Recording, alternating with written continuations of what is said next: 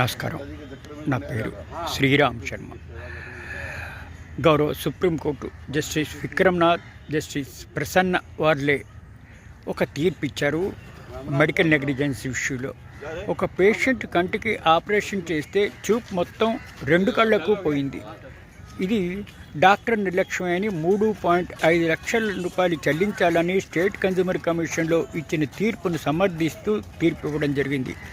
అంతకుముందు స్టేట్ కమిషన్లో ఇట్లా నష్టపరిహారం కోసం ఫైల్ చేశాడు. ఒక కన్ను ఆపరేషన్ బదులు ఇంకో కన్ను చేశారు కాబట్టి నాకు నష్టపరిహారం చెల్లించాలి అంటే ఇరుపక్షాల వాదనలు విన్న స్టేట్ కన్జ్యూమర్ కమిషను కరెక్టే, ఇది డాక్టర్ తప్పిదమే, నష్టపరిహారం చెల్లించాలని తీర్పిస్తే ఆ తీర్పును ఛాలెంజ్ చేశారు.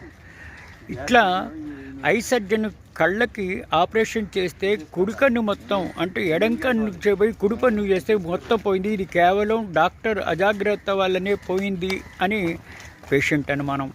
సదరు వ్యక్తి స్టేట్ కన్జ్యూమర్ కమిషన్లో కంప్లైంట్ ఫైల్ చేస్తే నష్టపరిహారం కోసం ఇది పూర్తిగా మెడికల్ నెగ్లిజెన్స్ వల్ల మాత్రమే కంటి చూపు పోయింది అని సదరు వ్యక్తికి అనుమానంతో చేస్తే నష్టపరిహారం చెల్లించాలని స్టేట్ కన్జ్యూమర్ కమిషన్ ఇచ్చింది తీర్పు. దాన్ని ఛాలెంజ్ చేశాడు. నేషనల్ కన్జ్యూమర్ కమిషన్లో స్టేట్ కన్జ్యూమర్ కమిషన్ తప్పిచ్చింది, ఇది నా తప్పే కాదు అని చెప్పేసి డాక్టర్ ఫైల్ చేస్తే దాన్ని తిరస్కరించింది నేషనల్ కన్జ్యూమర్ కమిషన్. అయినా ఊరుకోకుండా సుప్రీంకోర్టులో ఈ విధంగా రిట్ పిటిషన్ ఫైల్ చేశాడు. ఇట్లా రెండూ తప్పించాయి అని జడ్జిల ధర్మాసనం దీనికి పూర్తిగా సమర్థిస్తూ ఇది కేవలం మెడికల్ నెగ్లిజెన్స్ వల్లే అయింది, నష్టపరిహారం చెల్లించాలని తీర్పు ఇవ్వడం జరిగింది.